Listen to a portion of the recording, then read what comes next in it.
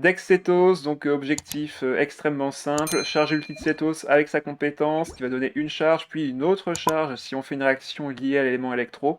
Donc le but c'est de faire compétence de Cetos, arriver sur Shanyun, faire une dispersion avec sa compétence, revenir sur Cetos, refaire une compétence, revenir sur Shanyun, et quand on revient sur elle, la première compétence va permettre de faire une nouvelle dispersion quand on revient sur elle. Donc un moyen très simple de réussir à faire les 4 charges d'ulti de Cetos nécessaires à son déchaînement très rapidement. Donc le reste du deck, c'est surtout jouer tour de Asda pour récupérer des dés avec sa carte d'aptitude, et tout le deck, le reste, c'est que pour générer des dés très rapidement et piocher des cartes. Donc le plus simple, c'est de voir ça en game. C'est parti. Ah bah un deck Asda en plus. Asda, Charlotte et le Bruto Véreux. Bah on va voir en vrai, ça peut être pas mal en face. C'est du gel avec de la génération de dés. Alors, il me semble que ça, on n'en veut pas en début de partie. On veut l'île fiable, on veut des déplacements gratuits. Les boucles de parieur, c'est pour plus tard. Ok. Donc on veut évidemment de quoi lancer la compétence de Cetos avec 2 dés électro, ainsi que celle de Xianyun. Et bah, on a tout ce qu'il nous faut. Et on aura 3 dés pour l'île fiable. Franchement, là, on a un très très bon start. Ok, il active l'inné, il va pouvoir piocher ses 4 cartes. Là, ce qui peut être un peu pénible, c'est qu'on n'a pas d'antigel, donc le deck est très fragile en termes de points de vie. Hein, c'est pas évident de survivre avec notre deck, donc on veut vraiment gagner le plus vite possible.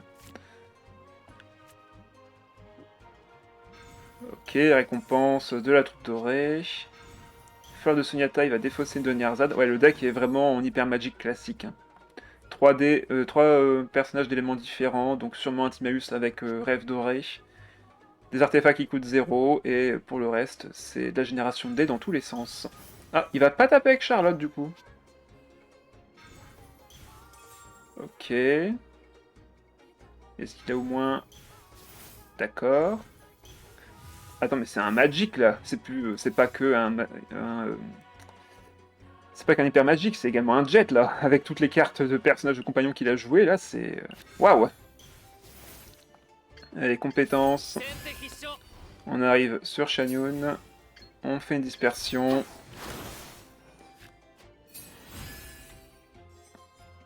On gagne une deuxième charge d'ulti. On pose l'île fiable et on fait fin de manche. Comme ça, on aura également 10 dés au prochain tour, et on va pouvoir revenir sur Cetos et lancer de nouveau sa compétence. Et là, le fait d'avoir eu l'arc, c'est pas plus mal. Ok, je peux garder les dés pyro ici.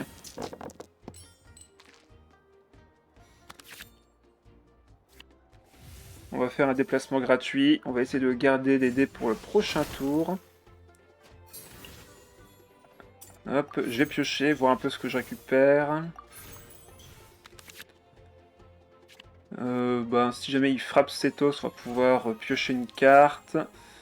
Je pense que j'ai pas besoin de réduire le coût de mon déplacement. De toute façon, Xianyun le fait déjà avec sa compétence aussi. Attaque normale, ok, donc j'ai un peu de cryo sur Cetos. Ah, parfait, la carte d'aptitude pour plus tard, ce sera cool. Donc la compétence, j'applique l'électro, j'arrive sur Xianyun, et grâce à sa première compétence, je récupère une attaque supplémentaire. Anemo directement. Du coup, là, il y a peut-être une chance que je puisse faire mon déchaînement tout... Ah non, mince, je vais mettre l'arc. Quel con. Quel con. Ok, il a mis rêve doré, c'est ça, ouais. Il a mis rêve doré. Du coup, il va pouvoir soigner tout le monde. Ouais, il y a peu de chances que je réussisse à faire mon déchaînement et taper ce tour-ci. Quoi qu'en vrai... Hein. Le truc, c'est que le Bruto Véreux, c'est une menace pour moi. Si je fais le déchaînement maintenant, j'aurai que un tour pour tout faire, donc ça va être compliqué. On va aller sur Asda.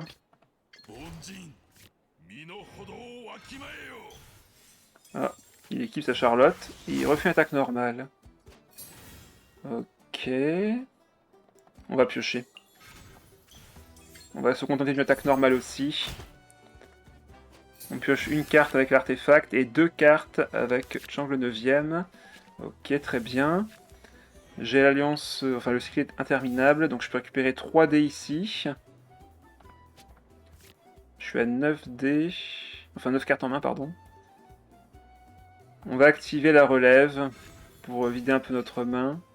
Et je crois que je vais juste faire fin de manche ici. Il faut savoir que le cycle interminable, c'est une carte d'événement, donc même si je suis gelé avec Asda, je peux quand même utiliser la carte. Par contre, c'est vrai qu'il me reste quand même 2 dés, ça serait dommage de pas s'en servir.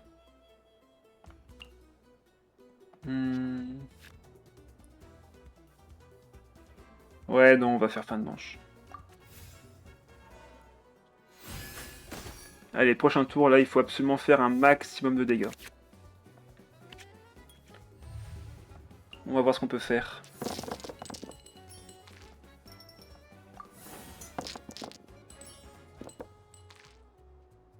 Alors, déjà, que va faire l'adversaire? Il va sur le Bruto véreux.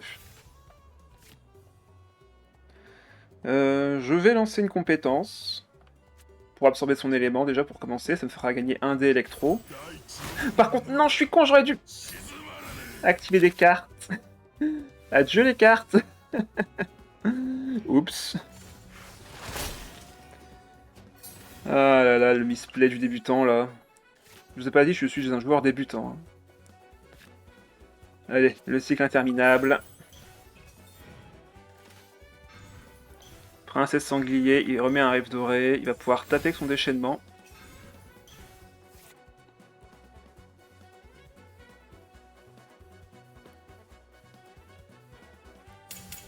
Ouais. Il récupère une bulle. De mon côté, là le problème ça va être d'aller sur un personnage sans se faire geler. Et ça c'est très compliqué, au vu de ce qu'il joue. Donc là, déplacement gratuit sur Xianyun. Pas mal pour un débutant, t'as vu ça? Donc là, il va mettre sa bulle. Donc on va aller sur Asda pour la tanker. Prendre le petit point de dégâts. Et là, il faut que j'aille malheureusement sur Setos et que je lance un déchaînement malgré le fait que je vais me faire geler. C'est ça le problème. L'arc, malheureusement, je pourrais plus m'en servir, donc on va l'harmoniser. Et lancer l'ulti. Après, ah bah ouais, là, en vrai, si je peux tuer son Bruto véreux, j'évite le gel et tout.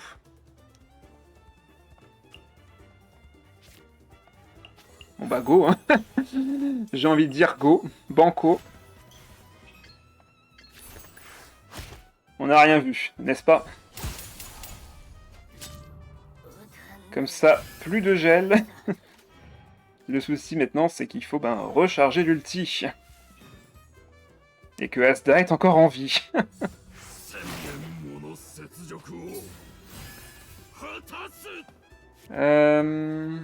Je peux remonter pas mal de charges d'ult, mais il va falloir que je fasse des réactions de dispersion quand même avant. Donc ouais, pas le choix.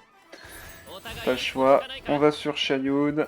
On va voir si on peut faire une petite dispersion. Et on pourra monter de 2 charges d'ultissa aussi. Donc en vrai, c'est pas mal. Mais là, ça va être compliqué de gagner. Hein. J'ai perdu trop de temps, j'ai plus de dégâts malheureusement. Et là, Asda va se faire un malin plaisir de faire un max de dégâts. Ouais, habilité. Ouais, faut que je fasse une petite dispersion ici. Je gagne une charge. Il me met encore une habileté. On va piocher 2 pour maintenant. Ouais, cycle interminable qui est parti malheureusement. Fin de manche ici. On va se prendre encore des dégâts. Il y a de fortes chances qu'il ait l'alliance de roche pour justement avoir 2 dés en plus pour ses habiletés. Ok, son Asda est soigné. Ça, c'est chiant. On va utiliser l'ulti de Xianyun et on va devoir essayer de survivre comme on peut.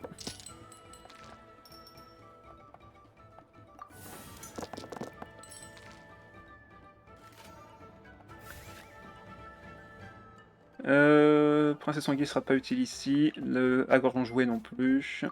On va harmoniser tout ça. Déchaînement. Même si je passe à 4 PV, normalement je meurs d'une compétence. Donc on va voir ce que propose son Asda A. Boucle d'oreille du parieur. Ça c'est chiant. Il va récupérer ses 2 dés.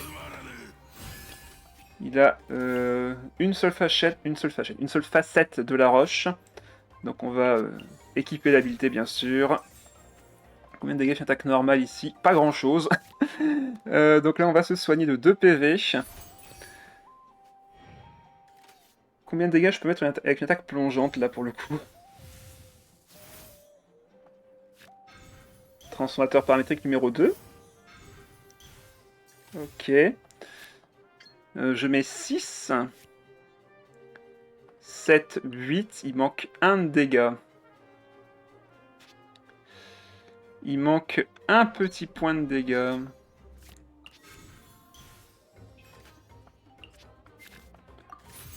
Après, si je fais mon déchaînement, est-ce que je peux le tuer? Je pense pas, non. Mon déchaînement ne le tuera pas, et de toute façon, j'aurais pas de quoi le faire. Ben du coup, on va...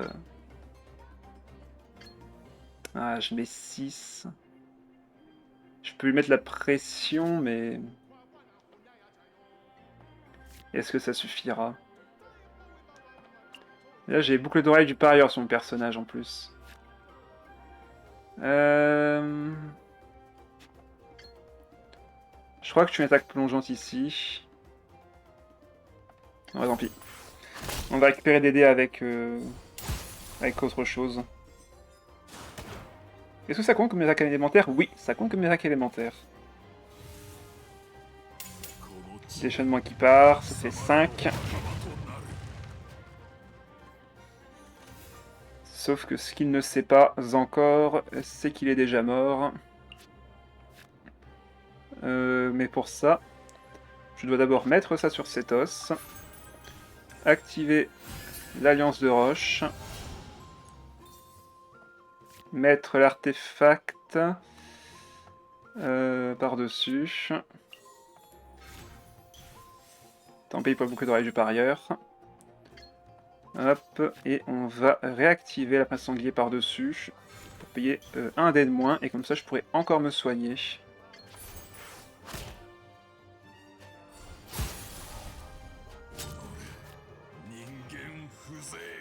Là il a rien pour attaquer. Charlotte fait très très peu de dégâts. Ah voilà, il joue bien Jet. Il jouait bien Jet.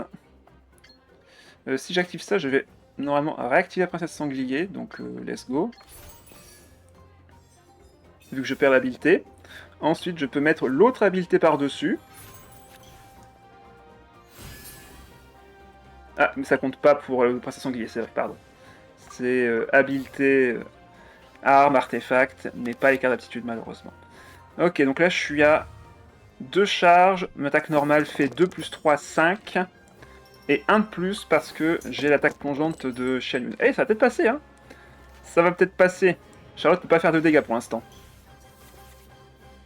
Elle fait que 1 point de dégâts à la fois.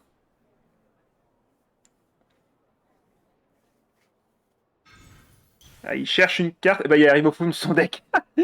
C'est bon, il arrive au fond de son deck. Fleur de Sunyata, il cherche un truc. Il cherche quelque chose. Quelque chose qui pourrait se sauver. Ok, il fait 1 ici. Bon, on va poser bien sûr Chang le 9ème. Ah bah je mets 7, pardon, j'avais mal compté. Attends, je fais 7. Je fais 2 de base, plus 3 ici.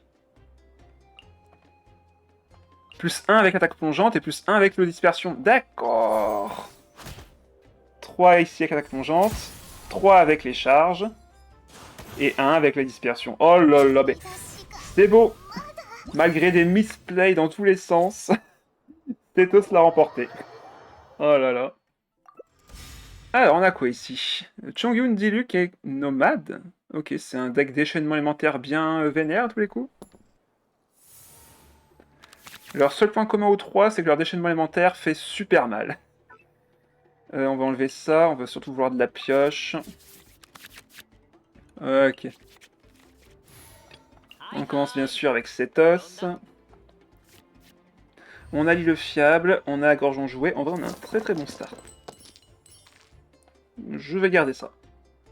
Et GG, merci. Donc là, ce tour-ci, on va pas faire grand-chose. On va juste faire compétence et poser à Gorgeon joué l'île fiable et poser bien sûr Chang le 9ème.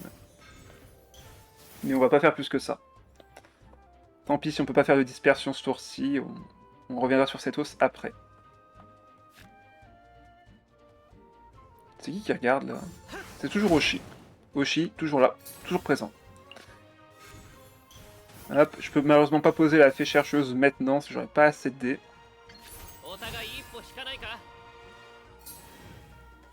Est-ce qu'il va retaper avec Diluc? Peut-être que c'est juste un mec qui fait que taper, taper et burst après et espérer que ça passe. C'est possible, hein. En vrai, ça peut fonctionner. Hein.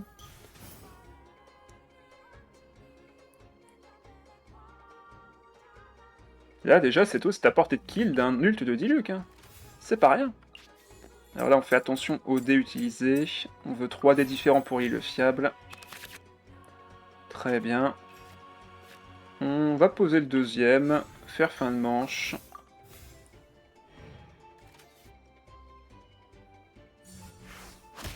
Attaque normale de Chongyun, ok. C'est bien, ça me fait augmenter mon Jungle 9ème. Ok, j'ai une carte d'aptitude de Setos.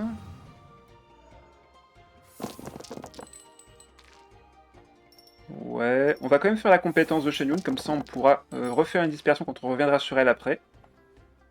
Et on va sûrement aller sur Asda ce tour-ci. Il y aurait eu beaucoup de Diluc ce soir, c'est vrai. C'est très vrai. Et d'ailleurs, il y aura une vidéo sur Diluc dans 3 jours, il me semble, que j'ai sorti. Ce sera dimanche. Vu que c'était la rediff avec le deck KV et le deck Diluc. Pour son anniv, je me souviens de ça encore. C'était toi, Akane à l'époque, qui disait c'est l'anniv de Diluc, vas-y, propose un deck sur lui. Hop, allez, on va sur Asda, on va activer le cycle interminable. Revenir sur Setos. Oh là là, ça va faire mal. Ça va faire très mal. Ok, Catherine, pour le déplacement rapide.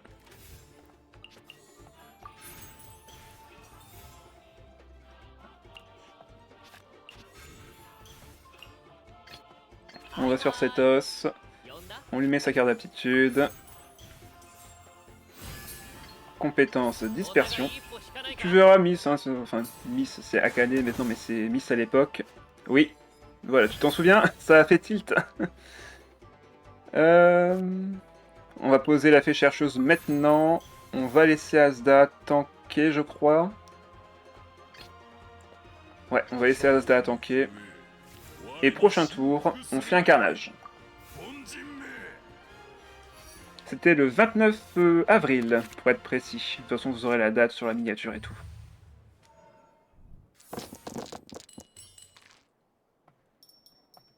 Pas besoin d'un émo ici.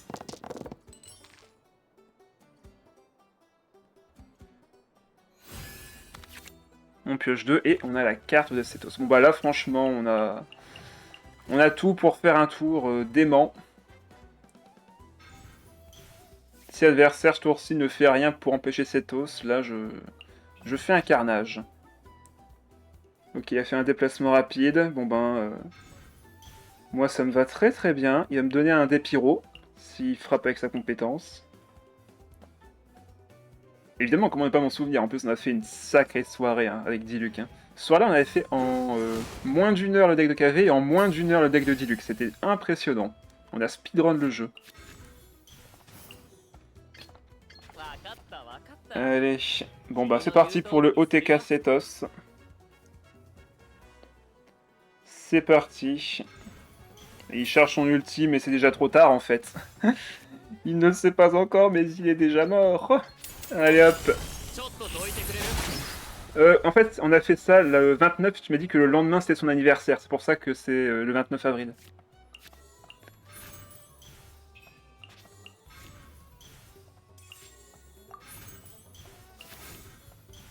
Allez hop, 1 dé, 4 points de dégâts.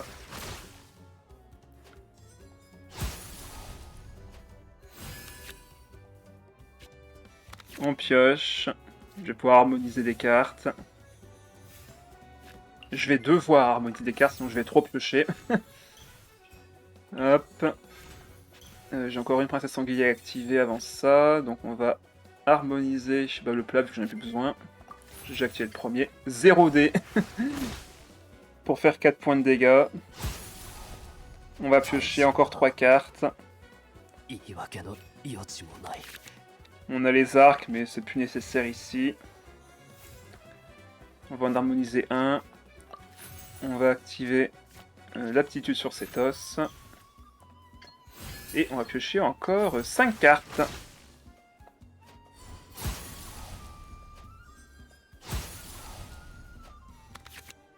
Alliance de roche, du coup encore une autre attaque normale en plus. Et les boucles d'oreilles du parieur que j'attendais avec un autre artefact.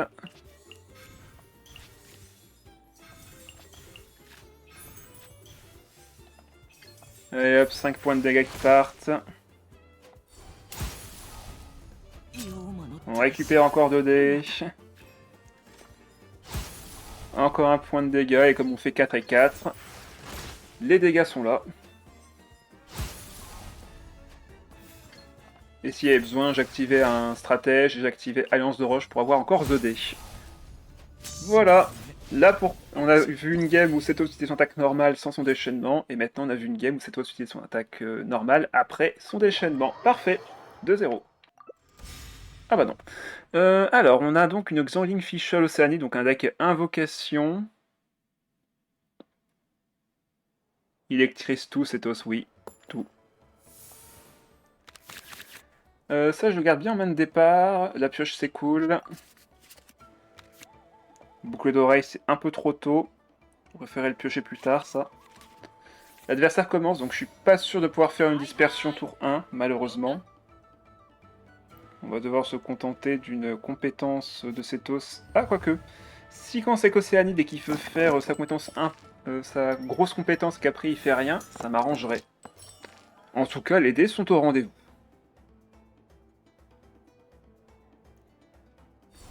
Les dés sont présents, on va pouvoir compétence, aller sur Shanyun, et peut-être même revenir sur Cetos et recompétence. On va voir ce que fait l'adversaire. Mais oui, c'est totalement envisageable d'avoir les 4 charges d'ulti de Cetos tour 1, c'est vrai que je ne l'ai pas dit. Mais comme elle fait double instance de dispersion, si l'adversaire ne switche pas au tour 1, vous pouvez faire très facilement les 2 réactions élémentaires, et donc avoir vos 4 charges ulti dès le tour 1. Donc il a bien fait ce que je pensais. Maintenant on va voir si il reste sur l'Océanie ou pas. Il a activé un jeu en charge, donc il y a peu de chance. Mais en tout cas, s'il reste, moi, ça me va très bien.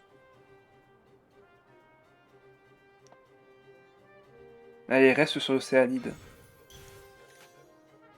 Ouais, vas-y, reste. Garde tes dés dans Vanarana. Oh lol, mais quoi? Bon bah ok.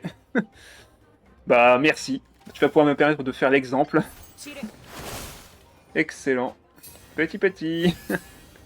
Allez hop, 0 sur Cetos. On refait une compétence. Et comme Shanyun a fait la scène avant, on peut refaire une dispersion. Et voilà, l'ulti de Cetos est déjà prêt. Tour 1, 4 charges d'ulti, c'est fait. Allez, on pioche. Ok, on aura un déplacement gratuit au prochain tour. On verra bien. Beurre au crabe, c'est ça. Le plat beurre au crabe, mais pourquoi il a fait maintenant? Il avait si peur de ça, des dégâts de dispersion? Pourtant, je fais pas très mal. Hein. Et vu que c'est un deck invocation, j'ai pas trop peur de ces dégâts, donc on va pouvoir aller directement sur Cetos et commencer à taper.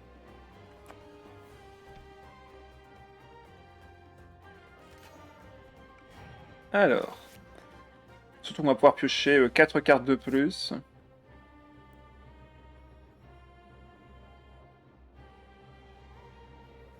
Alors, si on récupère les boucles d'oreilles du parieur, alors là on est les rois du pétrole.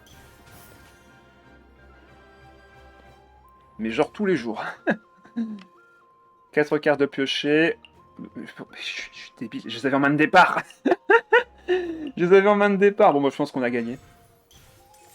Je pense qu'on a déjà gagné.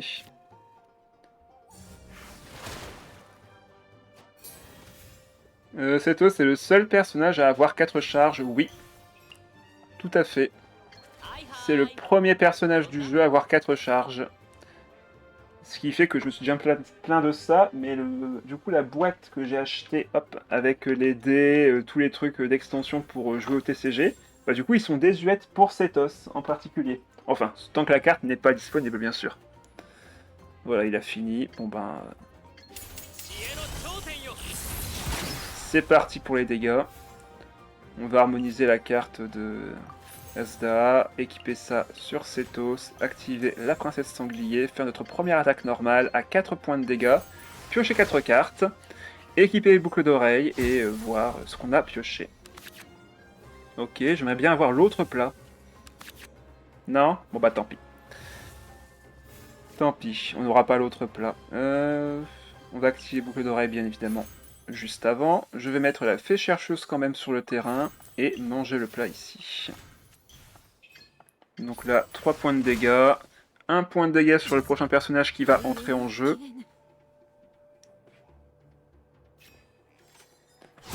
Ce qui fait que là maintenant je peux taper encore 2 fois et tuer Xiangling.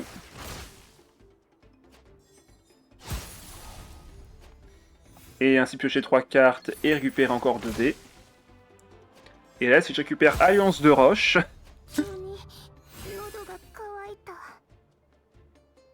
Sauf si l'adversaire, bien sûr, rage quitte avant. Non, j'ai pas eu Alliance de Roche. Ben du coup, on va juste faire fin de manche. Bon, en vrai, on va juste taper. On va juste taper. Pas besoin de se poser de questions, là. On va prendre 3 points de dégâts hydro en fin de manche. Fischl ne fait pas mal. Et là, Cetos, il a juste à taper 2 fois et c'est gagné. Ah bah, une fois en fait. J'ai l'arc plus la carte d'aptitude, donc je vais pouvoir gagner 1 point de dégâts ainsi qu'une charge. Bah, hop, on peut garder les dés hydro pour l'arc. De toute manière, j'ai besoin que de un seul dé électro ici. Attaque sans fin derrière. Oui, mais c'est ça en fait, hein, Cetos. Hein. C'est vraiment une fois qu'il fait son déchaînement élémentaire et que son déchaînement coûte que. Enfin, son attaque normale, pardon, coûte que 2 dés. Tu fais du 3 points de dégâts plus 1 point de dégâts de perforation à chaque fois que tu attaques, donc tu fais du 4 points de dégâts. Si jamais tu as l'arc équipé sur lui, tu fais du 5 points de dégâts par attaque. Donc en 2 attaques, normalement, tu tues quasiment tout le monde. Et avec les boucles d'oreille du parieur, ben, tu récupères 2 dés, donc tu peux refaire une attaque. Si tu as récupéré assez de dés encore avec tes princesses sangliers et autres, tu as récupéré assez de dés, tu peux refaire un kill. Bref, ça va extrêmement vite.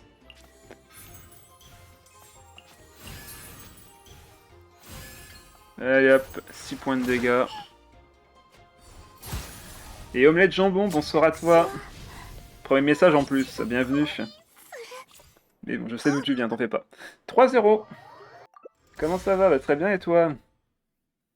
Pour ma part, là, on s'amuse très très bien sur sur le deck Cetos. Par contre, là, en face, on a un deck... un deck Kachina Shionen avec Utao. Ok, c'est la version attaque préparée. Donc Kachina, c'est un peu un bait. C'est surtout Shionen Utao qui est le problème.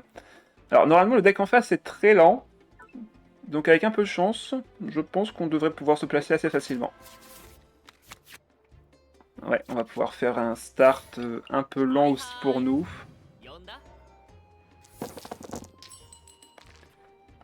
On va garder la Nemo. Ok, on a tous les decks qu'il nous faut. Par contre, pourquoi ils ont changé dans la réseau Anemo? Je voulais jouer un deck avec la carte pour taxer les switches. Or, le nouveau réseau ne fait plus un switch par lui-même et donc être affecté par ma propre carte et devoir payer 3D si je veux réseau Anemo plus switch par contre contre 1D avant. Oh, terrible. TCG, j'ai jamais rien compris. Oh, t'en fais pas, hein, c'est... Faut juste comprendre les capacités des personnages, et c'est comme dans le monde ouvert, faut juste appréhender les passives, comment les personnages fonctionnent, et puis c'est tout. Voilà les cartes que j'ai ici comme des artefacts qui me permettent d'avoir des effets bonus, et puis c'est parti. Donc là, Cetos, pour le jouer, c'est très simple, tu commences par sa compétence, quand il la lance, il va appliquer l'électro adversaire et switcher sur le personnage qui est à sa droite. Donc là, Shionen, ouais voilà, c'est le deck préparation. C'est le deck préparation. Danger du coup. Très gros danger. On va faire une petite dispersion pour la maintenant tout de suite. Il va faire une attaque normale, c'est ça? Ah non, lit le fiable. Ok, donc il va pas faire son attaque normale, donc j'ai encore le temps. Ok, on va le prendre de vitesse. On va faire comme à la game d'avant, on recommence une compétence. Grâce à Xiaoyun qui a vague de nuages, grâce à sa compétence, je fais une dispersion tout de suite, et donc Cetos a déjà son ulti. Parfait, et il me reste encore un dé. On va mettre les boucles d'oreilles sur Cetos. Allez. tout ce que tu as à comprendre, omelette jambon, excellent plat, c'est que le TCG, c'est une histoire d'équilibre entre les dés que tu vas obtenir et les compétences de tes personnages. C'est tes ressources, tes personnages, c'est tes dégâts, et le but, c'est bien sûr d'en infliger le plus possible, le plus rapidement possible. Très bon goût, bien sûr. Ok, il fait son habileté. Du coup, il perd l'habileté, il va récupérer un dé Omni. Ben, je pars sur Setos, on va lancer son déchaînement tout de suite. Normalement, je crois que ce tour-ci, il va juste essayer de monter le Noctam de Shionen. C'est pour ça que le deck est très lent. C'est que si tour 1, tu ne fais pas le proc de Shionen, tour 2, ben, tu dois juste faire une attaque de compétence, puis une attaque normale, et laisser ta Shionen en sûreté. Pour qu'elle puisse activer son effet au prochain tour. Ah, il met du shield, évidemment.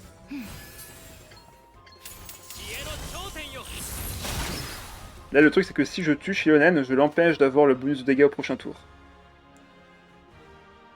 Bon, après, ça l'empêchera pas de gagner avec une Utao qui fait des 6 à 7 points de dégâts par attaque normale. Ouais, il pioche tout son deck. Il pioche tout son deck. Là, je lui mets 4.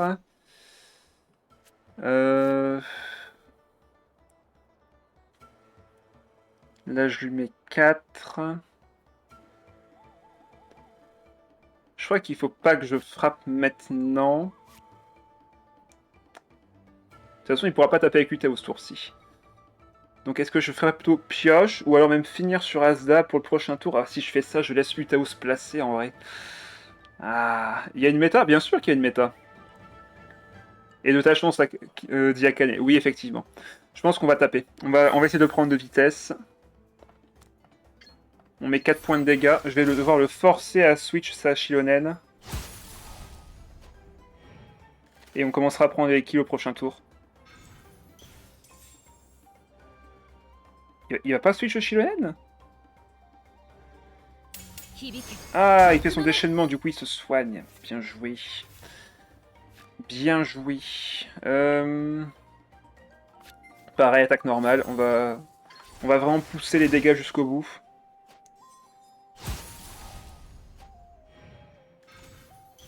Dernière ZAD numéro 2. Ok, donc il a encore... Ok, il pose un autre compagnon qui coûte 0. Au pif, comme ça, je dirais que dans la méta, il y a Child, ce beau gosse. Alors, il a été présent pendant un temps dans les decks gel au tout début. Enfin, tout début. En 4... Non, peut-être même avant, en fait. Bon, bref, il a été fort en gel pendant un temps, mais là, il est plutôt présent. Par contre, il est extrêmement fort dans les decks agressifs du style Sinnoh, Tarta et Ayaka. C'est une composition qui existe et qui peut faire extrêmement mal. Elle n'est malheureusement pas jouée en tournoi, mais elle offre de belles capacités. Bon, là, prochain tour, il va me faire extrêmement mal s'il récupère l'habileté. Et je pense qu'il l'a, hein, il a vidé son deck. Donc, il y a de fortes chances qu'il puisse me OTK avec ce Utao. Non, non, en tout cas, sache Omelette, que le personnage actuellement le plus fort du jeu, c'est Kachina avec Mavuika. Ou alors, notamment, Kinich, justement. Donc les personnages de Natlan, évidemment. Ok, il remet du shield. Il s'arrêtera donc jamais. Par contre, moi, je n'ai absolument pas récupéré mes autres cartes. Ça va être compliqué. On va mettre l'arc pour monter nos dégâts. L'habileté coûte 0 du coup.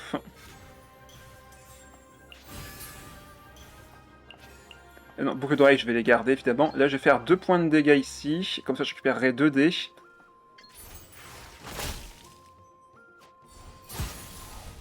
Utao est à 9.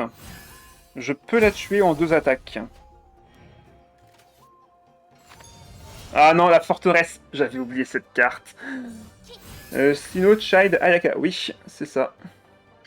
Ok, je lui mets 6. Je lui mets 6 malgré tout. Allez, allez. Normalement, je peux la tuer à distance. Il va essayer de la soigner. Évidemment, il va réussir à la soigner. Évidemment qu'il va pouvoir la soigner. Je le vois venir gros comme pas possible. Dégâts subis moins 2. Ah ok d'accord. Bon. Est-ce que ça la tue du coup? J'en doute. 5 points de dégâts. Ah il manque 1 point de dégâts. Et merde. Il manque un petit point de dégâts pour la vaincre. Il a mis beaucoup de parieur, c'est ça? Ouais. Sauf qu'il n'a pas l'habilité. Sauf qu'il n'a pas l'habilité. Donc là, je peux survivre. Il n'a pas l'habilité d'équiper. Attends, il n'a pas l'habilité d'équiper alors qu'il y a 5 cartes dans le deck restantes. Là, je ne tue pas sa Utao, et si elle me tue avec beaucoup de parieur, il va pouvoir encore retaper derrière. Après, je peux équiper ça, et je pourrais taper avec Asda après. Oh, c'est kiff-kiff. Let's go. Quand je parle au chat, il me dit que j'ai pas le niveau pour jouer au TCG normal. Comment ça? Ah, que tu parles au chat, pas au chat, pardon.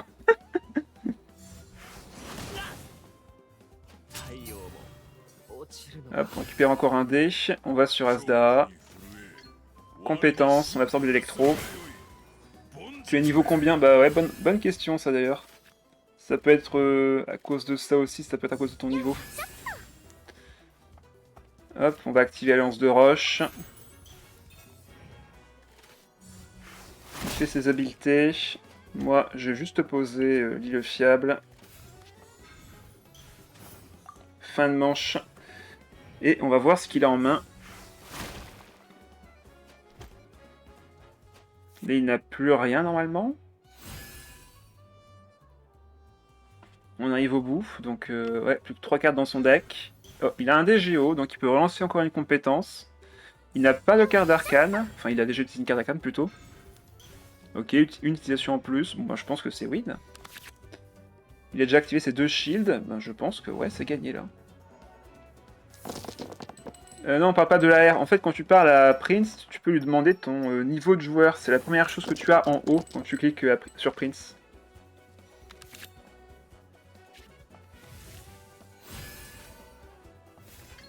Allez hop, 4 points de dégâts qui partent. Et le déchaînement fera 5. Même un plat ne le sauvera pas vu qu'il peut se protéger que de 2 points de dégâts ou se soigner de 2 points de vie. Donc normalement c'est win. En vrai on a eu de la chance parce que si jamais sa Utao avait eu son habilité, je pense que j'avais perdu. L'habilité du Tatankosaur. Allez hop, ça dégage. Pour débloquer en question du génie, vous devez atteindre le rang d'aventure 32 ou supérieur et avoir terminé les quêtes de Chant du Dragon et Liberté. Ben, alors, c'est pas le même, mais c'est la même compo. Bon bah let's go. Apparemment ce deck a convaincu. Je vais garder la pioche ici. Ok, on a l'arc, donc ça c'est cool. On va pouvoir l'équiper directement à Setos au début.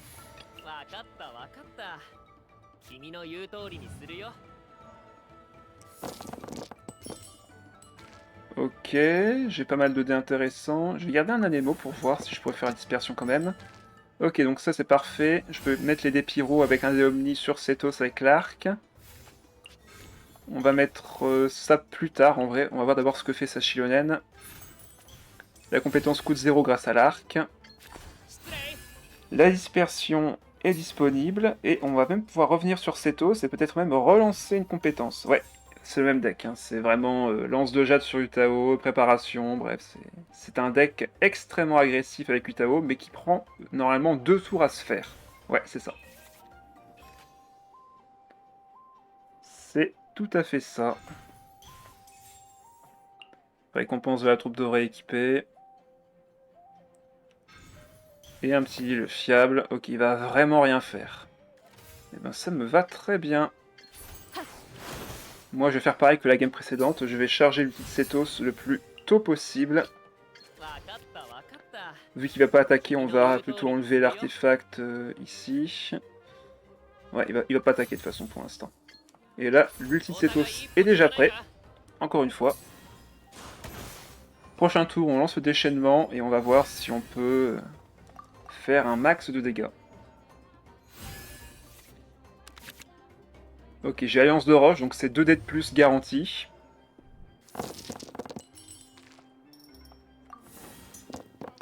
Les dés sont présents, donc mes attaques normales sont garanties aussi.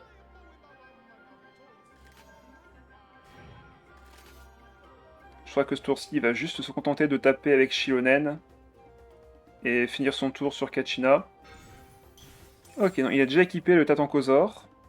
Est-ce qu'il va aller sur Utao maintenant, du coup?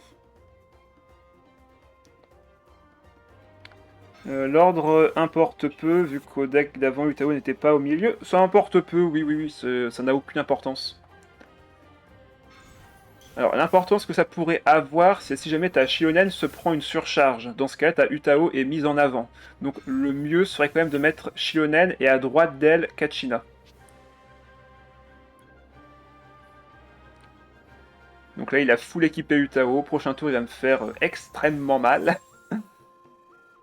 Mais si je le tue avant... Ah, ok, il laisse Kachina prendre les dégâts. Bizarre.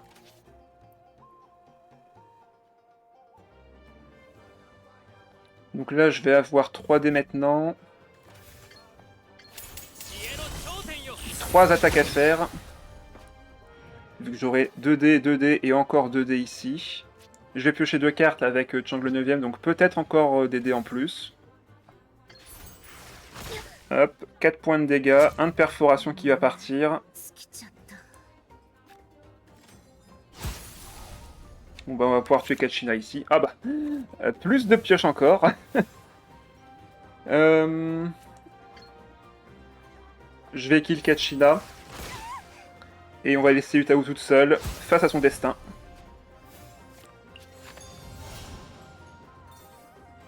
Il me manque un dé, on va enlever une fée chercheuse. Sauf que Utao elle a besoin de temps pour se préparer.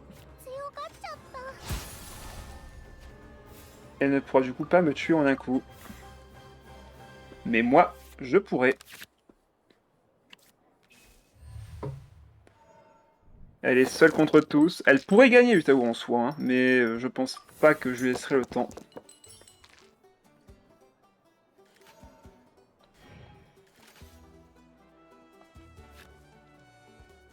Je vais sûrement piocher 2 cartes pour voir si je récupère un truc utile. Genre un plat, Je vais y aller. Bon live et bonne nuit de tout le monde. Merci d'être passé en tout cas au maître, ça faisait très plaisir. Alors, ainsi que Kinich et l'invocation de l'hypostase Cryo, qui, lorsque le personnage le plus près de respectivement Kinich, personnage actif actuel, est déjà éliminé, cible à la place le personnage le plus à gauche. C'est à gauche ou à droite? C'est pas le suivant d'habitude? Du coup, techniquement, les personnes placées le plus à droite sont plus protégées. Ok. Donc là, ça, il a fait la compétence, c'est ça? Ouais, il a fait sa compétence. Donc après, il va faire son autre attaque. Alors nous, on va piocher 2 cartes. Oh là là là là là là, mais c'est exactement ce que je voulais, dis donc.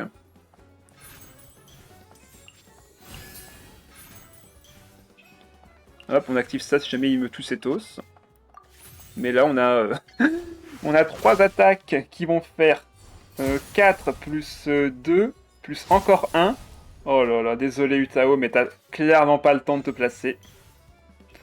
T'as tellement pas le temps de te placer avec Setos.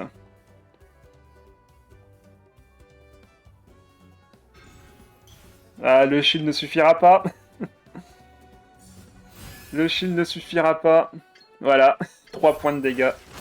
On met 0 sur le shield, mais derrière, on dépense les 2 de perforation avec l'habilité et 1 de perforation encore avec le déchaînement.